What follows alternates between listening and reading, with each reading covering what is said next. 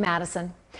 Overnight, more than 600 new laws took effect in Texas, including one of the most controversial that bans most abortions in the state. Nicole joins us live in our studio this morning. And Nicole, we're awaiting a decision from the Supreme Court that might put the law on hold. Yes, the fetal heartbeat law could be stopped in its tracks if the Supreme Court rules against it. But we've heard nothing from the court just yet. It is used as a tool of harassment to prevent people like rape victims from accessing legal services or accessing the medical care that they need and having the choices that we believe that they need when something like that happens. But the bill was signed into law effective today. Before an abortion is performed at any facility, doctors are required to first test for a heartbeat, and if there is one, the procedure must stop.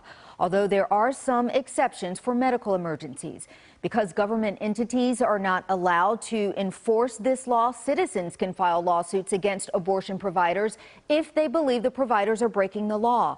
But the abortion trigger law could flip things altogether and outlaw abortions in Texas within 30 days if the U.S. Supreme Court reverses Roe v. Wade. And it's real simple.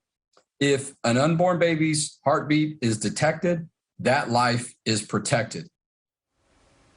And today at noon at the state capitol, critics of the fetal heartbeat law will stand in solidarity against this ban. The protest is called Ban Off Our Bodies. Karen, back to you.